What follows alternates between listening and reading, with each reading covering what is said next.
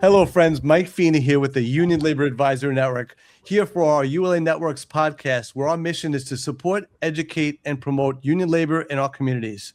Today, we're joined by two very important people from the International Bricklayers and Allied Craft Workers, as well as Bricklayers and Allied Craft Workers Local 1 in New York, Alex Jacoby, who's the Director of the Members Assistance Program, and Phil O'Connell, MAP Coordinator and Contact for BAC Local 1 here in New York.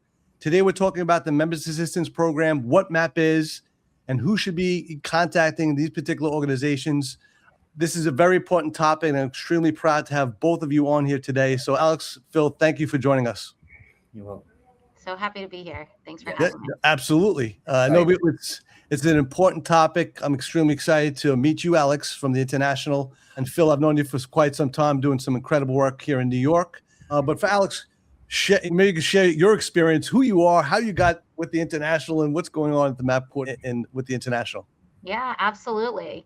So thanks again for having me. I'm so happy to be here today and to have the opportunity and the platform to promote, maybe I'm a little bit biased, but to me, what is the kind of premier and most important kind of conversation when we think about improving the lives of workers, certainly in New York and around the country, which is what we do. And so I'm Alex Jacoby. I am a licensed mental health professional, and I run our member assistance program here at the IU. It was a little bit of divine intervention with how I ended up at the IU and in this role, in that I had just moved to Washington, D.C. This was, I guess, going on a decade ago now, but just moved to Washington, D.C. to be a little bit closer to a lot of the activity happening, I guess, without kind of moving this conversation in a more political direction, but the world where I think there was more of an opportunity to use my voice in a way that I could advocate for and speak up for people who maybe didn't have the ability, and for any number of reasons, to do so for themselves. And so the union values, pro-worker values, are very, very deeply important to me. I could go into my whole kind of family history there as to why that is, but that would become a different podcast. But obviously came in already as a mental health professional and came to work with my predecessor, who retired 3 years ago now, in a really strong capacity and partnership to advocate for worker behavioral health and psychological safety. And so deeply, deeply important to me on a personal and obviously professional level. Great. Thanks. Thank you, Alex. And then Phil, how about yourself? And how'd you get in touch with Local 1 and then really roll into being that lead for the local? How'd I get in touch with Local 1? Well, I came in as an apprentice, right? I was out in the field. And then I had an opportunity come about where Jack Regilla, president, and Jonathan Housegrove and Tony LaCava gave me an opportunity to strive in what I take passion in doing. And that's helping others. I've built a lot of my support and what I do on a daily basis by trying to help the next person, right? So I have passion in this. And when the opportunity came, I ran with it, right? Mm-hmm. And they appointed me position to be the MAP director for New York. And I get the opportunity to work on a daily basis of trying to help other people. I did that without being in a career. And for it to be a career, like when someone says like, oh, I do something that I love, I actually am doing something that I love, that I take passion in. Like I said, like we talked briefly before the interview, and I told you the passion I have for this is that I was that member. I mean, my strongest credential is being that guy that hit a bottom, right? And not knowing which way to turn to, right? Being lost, very dark nights. And being able to find a solution. Right. I heard a reel just recently, and I'm kind of spiritual, and it was about God. Right. And God asked the guy asked God, why did I go through all that pain, all that darkness? And he felt God say, because when I send you back into the dark, how to get them out. And that's what kind of like the objective, the motive I take to get the momentum to help other people today. Gotcha. To do what I'm doing. No, you're doing great work. I know you're out there, and you're seeing it with the International, with the locals, and even the councils now. Such a big focus. So it's exciting to have you both here. Really dive deeper into what these programs are and how members and families can have access to them. So let's just get started with the basics. A lot of members may have heard about the term MAP, but they might not fully understand what it is, who it's for, and when they should reach out. So Alex, maybe you can go over a little bit more detail what the Members Assistance Program is, why it was created, and who's eligible to use it. Yeah, absolutely. So I think to further complicate things, what a MAP is or a member assistance program is can mean something different at the local level than from what it means at the international level and across trades too. So I know some other trades have their iteration of a MAP or a member assistance program that looks maybe a lot different than ours looks. So that certainly probably does not do much for improving clarity or universal understanding for what a MAP is. Our MAP has been around. We take a lot of pride in the fact that we have been around for going on 30 years. We were the inception of our MAP at the IU, the Bricklayers IU, was in 1998. So our leadership at that time had the foresight and the understanding, kind of saw where worker health and safety protections were moving to evolve or grow past just physical health and safety, even at that time where it was really, really kind of undiscussed or under-discussed or just kind of not talked about. And there have been a number of iterations of MAP, our MAP, throughout those years to adapt and adjust for what the industry needed and called for, our membership needed and called for, given that long history at any given point in time. With that said, we only have ever had 2 directors. So my predecessor, who I referenced earlier, who retired a few years ago, and then myself. So there's definitely a lot of attachment to like there's not this, you're not in this role and I'll be here as long as they'll have me. I very much see myself, even though I am not a skilled trades worker, I've not worked in the field, I see myself and feel very much a part of the BAC family. And so with that said, our leadership at that time and have continued to see value in, and frankly, see it as invaluable role for having an entire department dedicated to creating opportunities for members to get help where and when needed and creating that access where they may otherwise often not have it or not be, even if it is available to them in some kind of distant or third party kind of way, that there isn't that trust or that faith in those programs the way that there is because we have these kinds of relationships and develop and kind of grow these kinds of relationships that exist between the IU and the local over years and years and years. So we are a resource for all of our members, whether they are actively insured, uninsured, loved ones of our members. And I know that's a really kind of generic concept or term, but I think that speaks to how seriously we take and understand the importance of a family system in our members' lives or a loved one's lives. So they don't have to be like a declared dependent or spouse or married in order to qualify to utilize our services at MAP. If you are a loved one or somebody that is important to or a part of our members' kind of system or loved ones community, we are a resource for you as well. Active and retired members, anyone across the BAC family can access our resources independent of which local they're coming from and any other number of variables that for maybe insurance purposes or other programs might either include or exclude certain people based on, again, marital status or child by blood, or have you married into my family or anything like that. We don't discriminate in that regard. If you're a part of the BAC family, we help. I gotcha. Yeah. And again, it's just for today too, is really making sure that people are aware that this program is available to them and then really understand, what issues should members or can members reach out to MAP from the international, the local side. What would they typically call? What's some of the issues they would call about or for?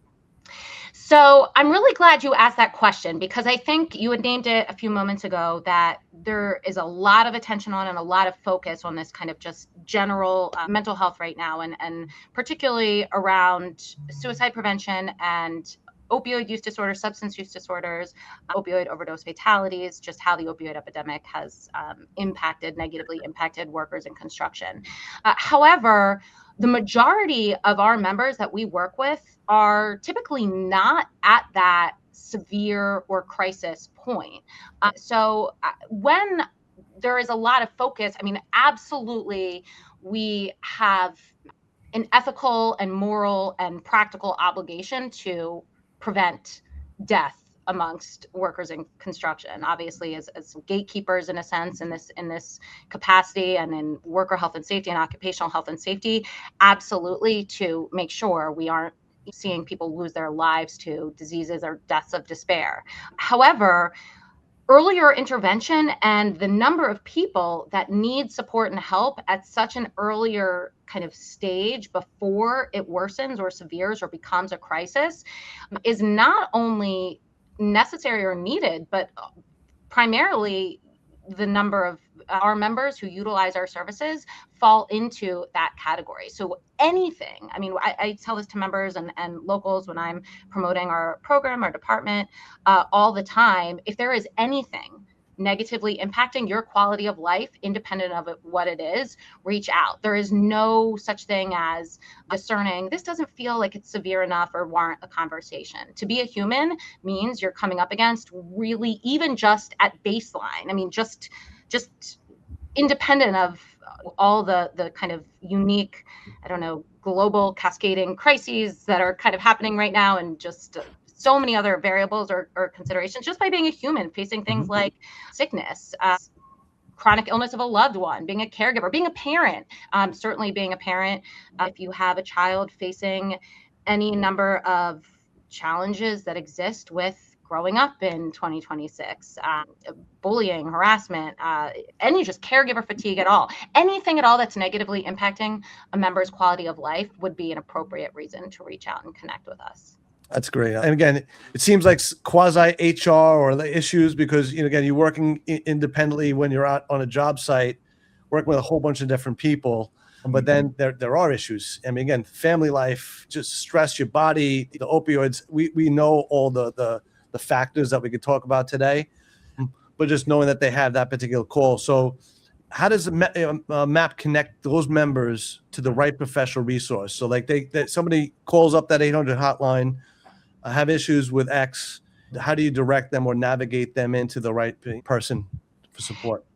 So it's an interesting question, because in and of itself, so like the activity of care coordination is its own profession, or its own kind of like skilled, I guess, set of actions that are informed by a lot of training and take into consideration things around having expertise in navigating healthcare systems and levels of care, and being able to make assessments or evaluations around what the appropriate resource would be, or referral would be, or provider would be. All of that is its own kind of skilled, like there wouldn't necessarily be, I think, a straightforward or easy way to say, well, here's our process one by one by one. I think the same way that for any kind of skilled work or skilled trade, like it wouldn't be as straightforward as, well, first I take this step and then I do that. The sum really is greater than its parts when we are working on a case or with a member and trying to help them improve their outcomes or their circumstances. And that could range the entire spectrum. Maybe in an initial call, it really just looks like instilling some hope for that particular member for any number of reasons. Maybe they aren't ready to, if professional care or further treatment is indicated or needed. However, there's barriers in place, could be any number of barriers, including just internalized stigma or shame, unwillingness to seek professional help at that point. My number one goal is to make sure that any member that we talk to leaves that conversation, that initial conversation and subsequent conversations, feeling more hopeful and more positive about the future and their trajectory than they did when they first got in touch. And so with that said, it's just highly, highly concierge, highly, highly dependent on the needs of that particular member, and our ability to assess that or evaluate that has to do with our training and backgrounds.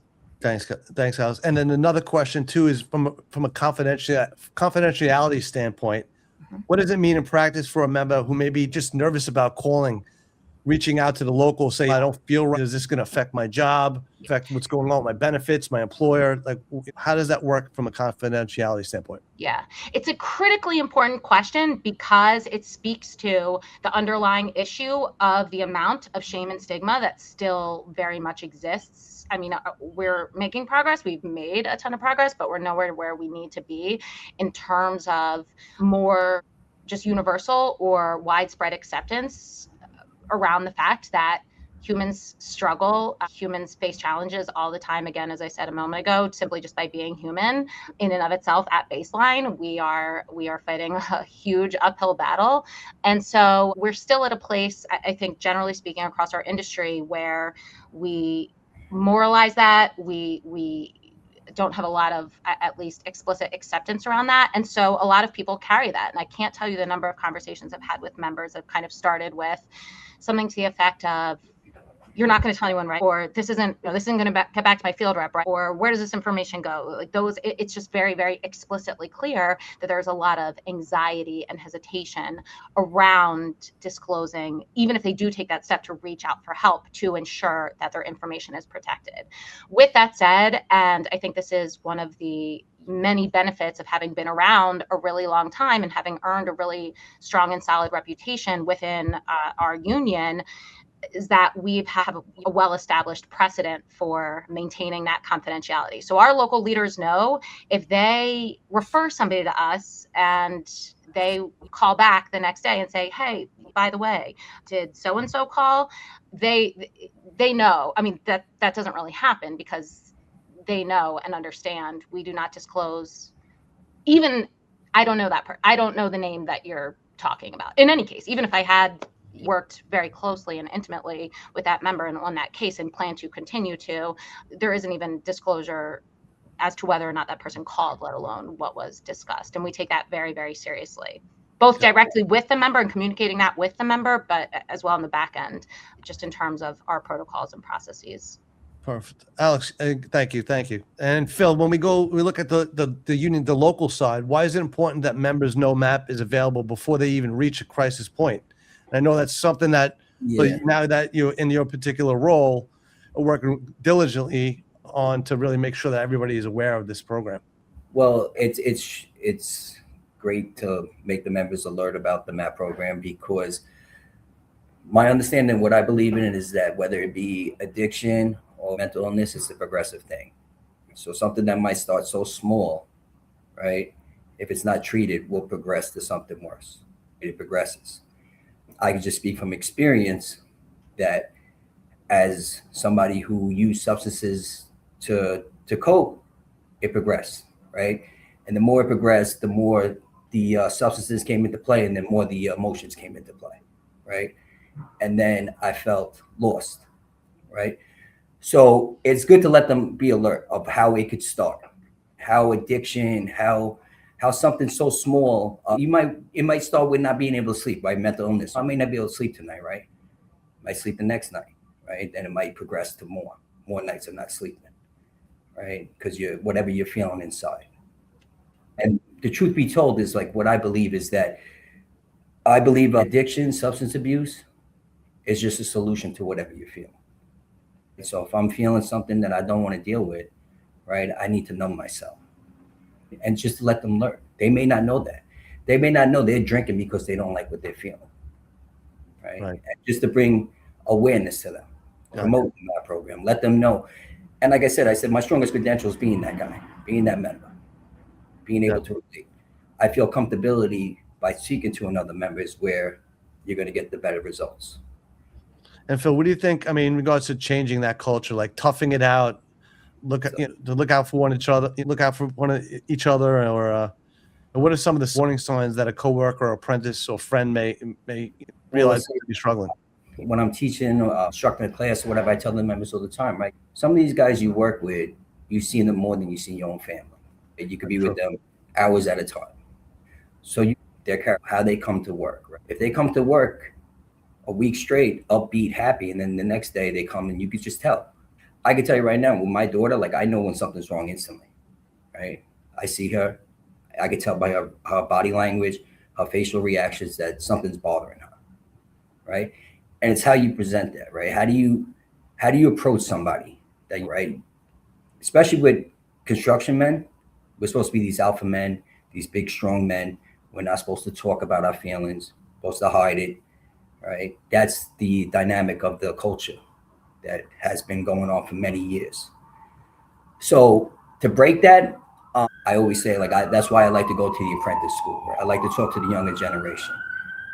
You know, one of the slogans we use is "It's not weak to speak," right? Yeah. Try to talk to them. And I see more with the younger crowd that they're more involved, right? They want to know about this.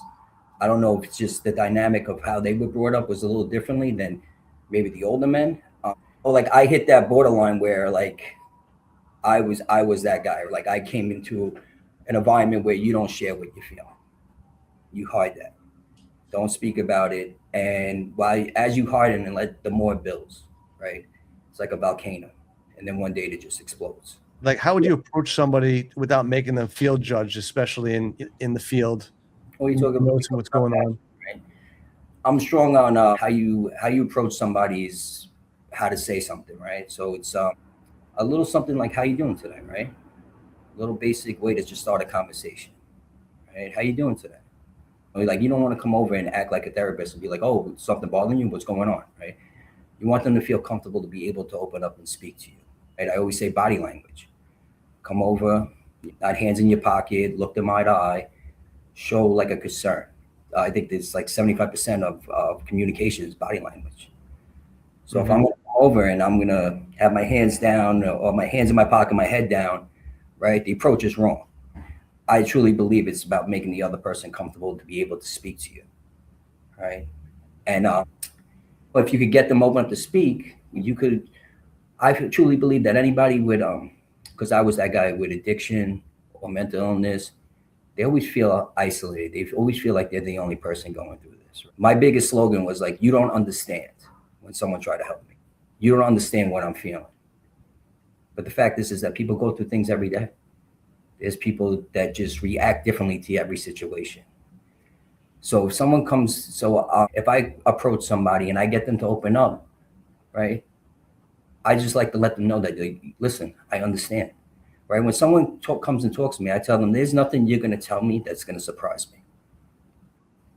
And that's bringing the comfortability up out of them so they could be able to speak to you. You want to open up that door.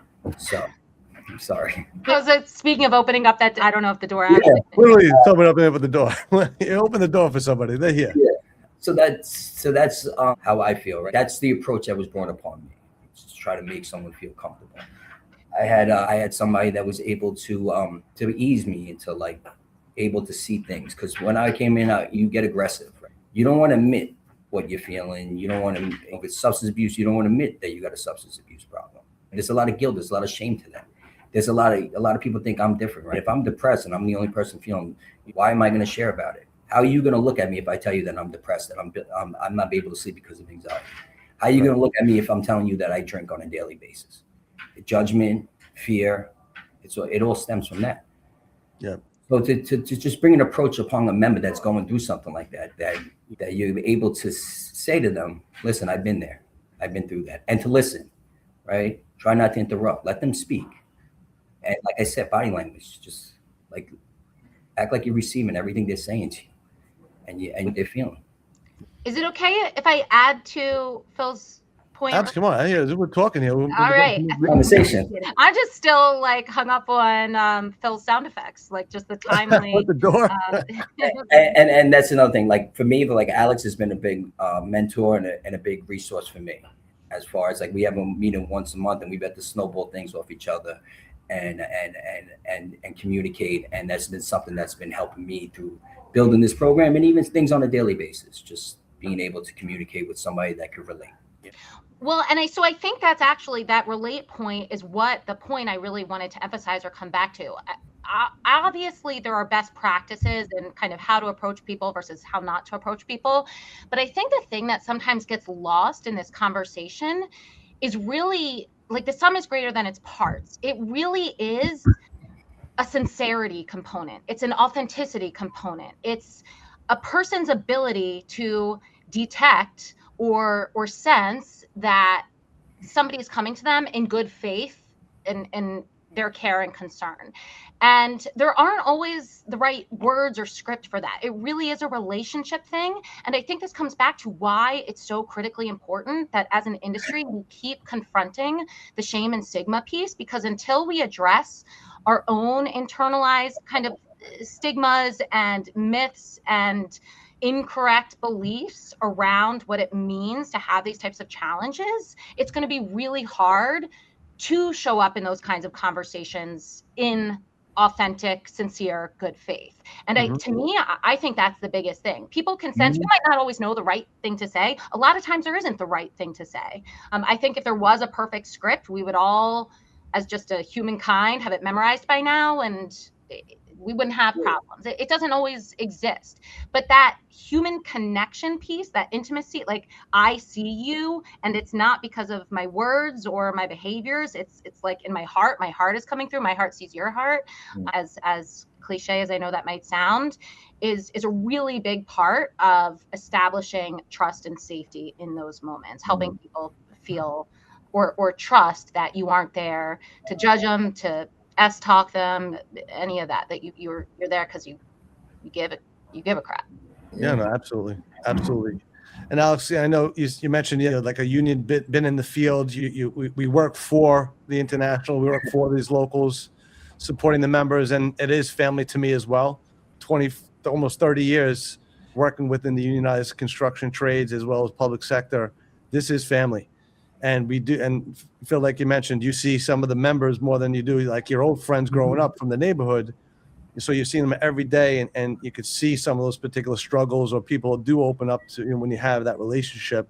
And to know that an organization has your back and is looking out for your best interests, and has these numbers or resources to utilize.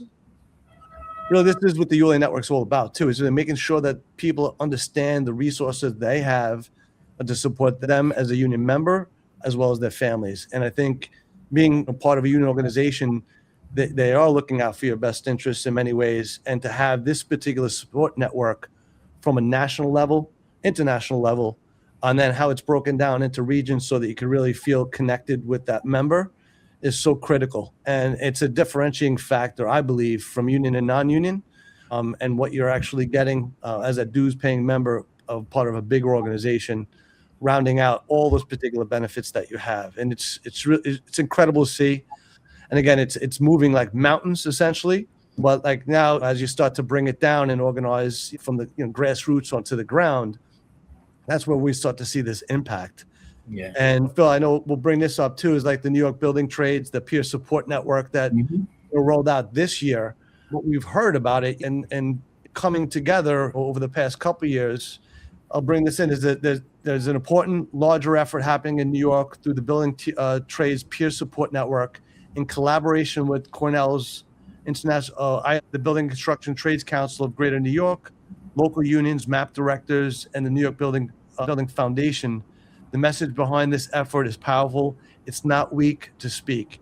And Phil, maybe you can just jump in a little bit more about that, like what's been going on. I know you've been part of that task force and that group.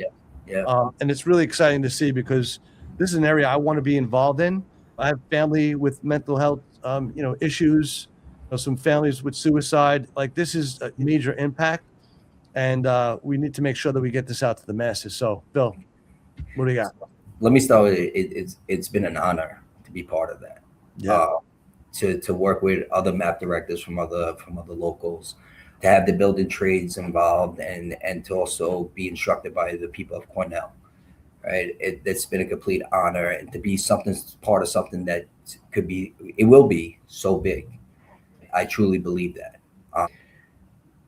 When we look at it, 5,000 suicides within all the trades in New York City on a yearly basis, average, right? And that's not talking about the overdoses and substance abuse. So for the building trades to react on something like that, right? To have a program developed where you have a peer on a job site, right? Like we talked earlier about, the dynamic of a construction guy is isolation, I feel. I'm not going to talk. I'm going to hold those feelings in, right? We felt that it's easier to go to a peer, speak to a peer, right? they may be going to a BA, a shoppy, foreman, site safety. It might be easier to just have a peer there, right? And now the peer job is to be on the site and just try to interact, right? Like when we just talked about briefly about interaction, right? And this is things they were instructed on how to approach a situation, right? And how to determine what degree it's at, right? Whether it's severe, medium, or low, right? People say things in the heat of the moment. We can't take that and run with it. But if someone's on the job site threatening to hurt themselves, then yeah, that's immediate action. We need to help this person, right? And there could be just something as something say like just quoting something. My kids are better without me. We talk about the daily stress of people, just human nature, right? We're in an industry where layoffs come, right? Jobs ending, layoffs coming. So your stress could cause, right? I have a mortgage, I have kids to raise, I have this, right?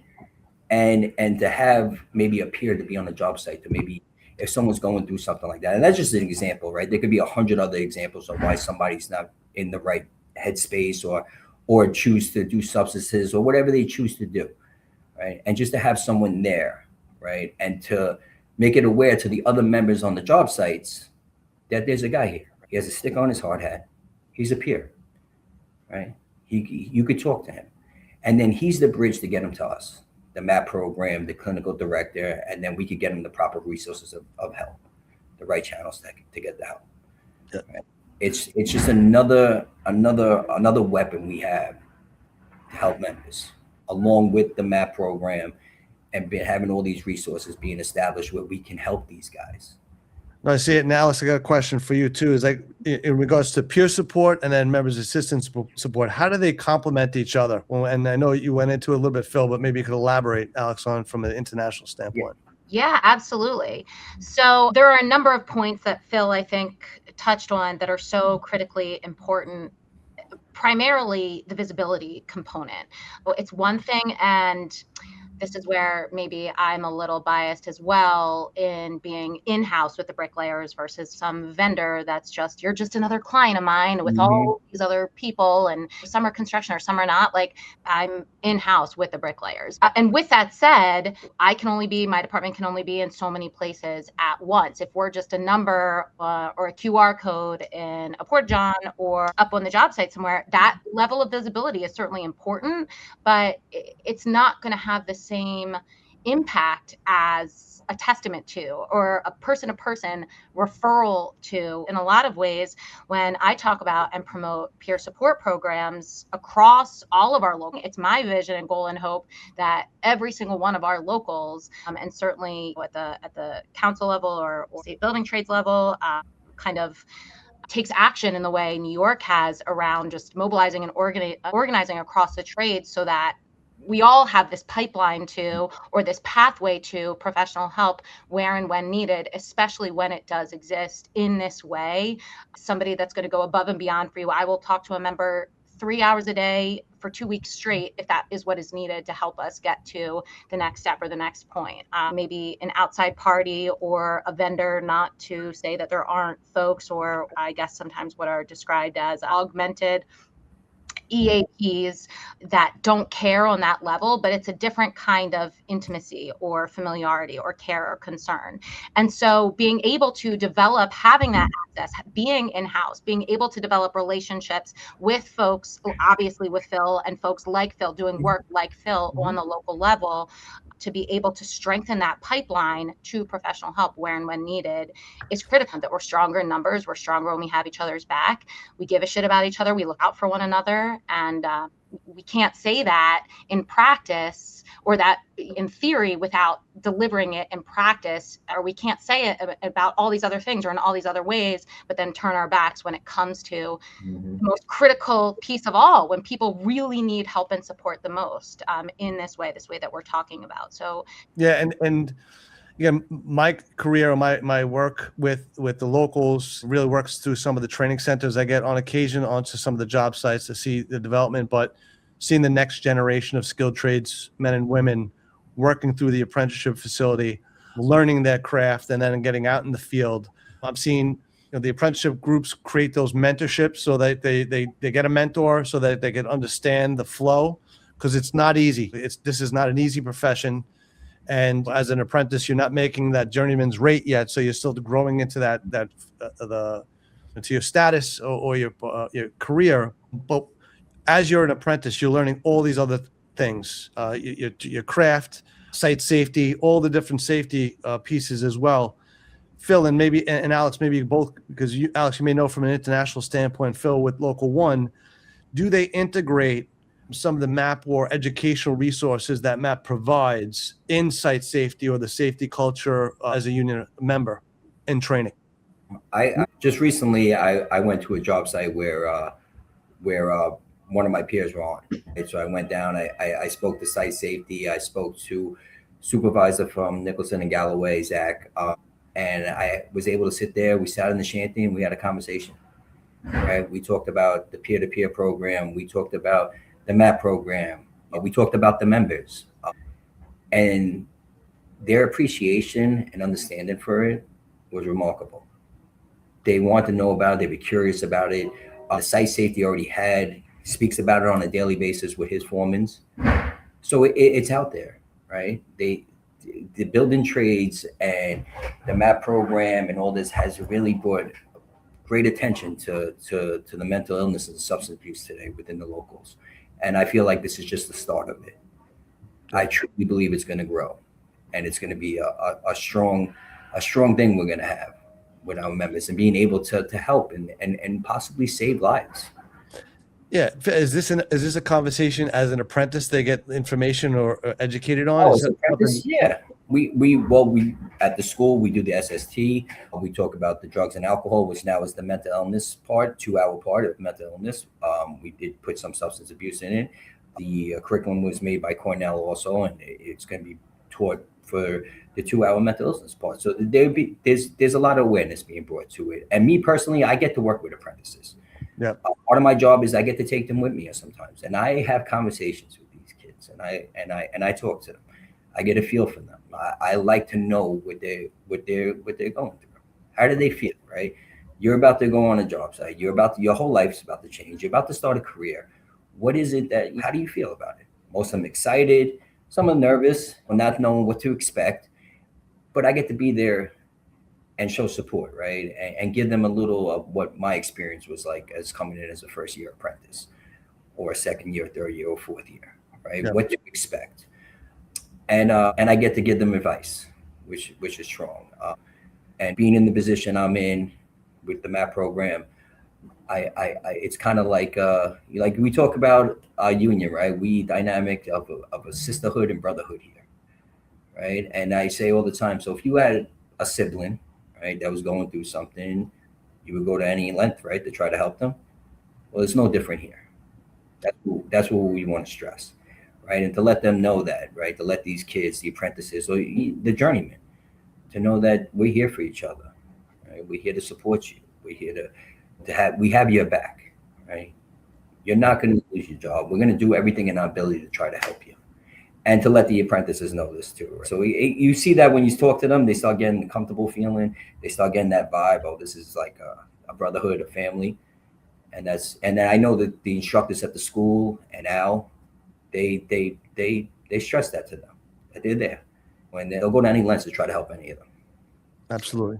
I would just quickly add, if I can, so New York City in particular is in this unique position. I believe it was the first, to my knowledge, city to pass legislation that mandated behavioral health awareness and training, to include substance use awareness and training into site safety trainings, but is it in, I don't know if, do you know or not, I don't know the answer to this, but registered apprenticeship programs or trainings in it, or is it? Yeah, well, they get their certifications. Yeah. So the drug, it used to be drug and alcohol, 2-hour part, but now it's mental illness. Yeah. And then they do the scaffolding. So they're getting their certifications. So it is brought upon them, and they are alert, taught about substance abuse and mental illness. And then they have to get recertified every 5 years? Your SSTs every 5 years. Okay. Every 5 years you come back, you take your SST, and part of the SST is the 2-hour mental illness part now. So it helps when by law you have to just for compliance have to, like, you're required to do it. Yeah. But I think especially in our union across the country, there's leadership buy-in. So even without that legislation, I think Washington State was now then just the first state that required, I don't know if it goes into, I think it goes into effect next summer, but they did pass the legislation that they are requiring 2 hours of behavioral health training into every registered apprenticeship program across the state, which is critical. But I think there is a difference between kind of checking a box and saying, okay, we did it because we have to do it, and saying we're talking about this because we really give a shit and we know how real this is for our membership and how seriously these types of issues impact our membership and what the behavioral health outcomes have looked like, diseases of despair, deaths of despair, as I talked about earlier, across our industry. And that's something that we are super serious about changing and making a shift on, or a turnaround on. Bringing light to this and to all our viewers that these programs are here to help support your well-being and your best interest, and it's okay to be fearful. You got to make that phone call. Your brothers and sisters are here to help you. And again, I'm just so privileged and thankful to know you, Phil and Alex, to know you exist and you're there with the International. Proud to know some leadership. Proud to work with Local 1 and Jack and Jonathan, Tony for some time now. And just seeing the love and passion that they have for their membership and well-being and the growth of their organization is just really exciting to be a part of. Yeah. Did we miss anything? Alex, anything that you want to leave from the International, from the MAP program, what you have out there?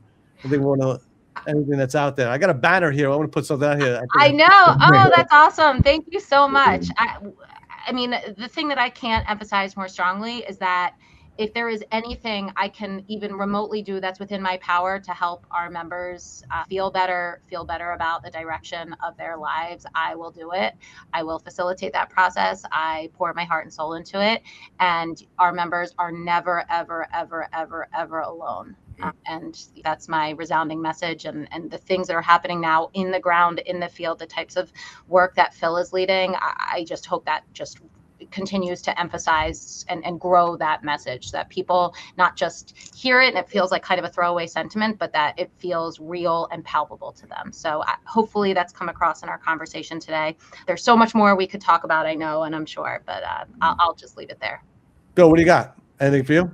I got just the snowball of what Alex said. You just to be of service to the members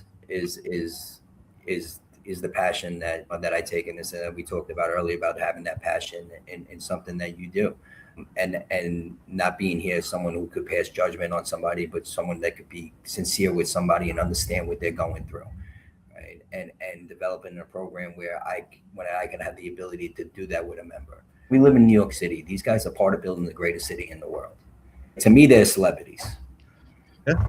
I mean, you walk down the streets in New York City and you look up, and just to know that we have members that have been part of that building something like that, and we'll continue to be part of building this city, right? So So I want to show their value to them if they don't see it.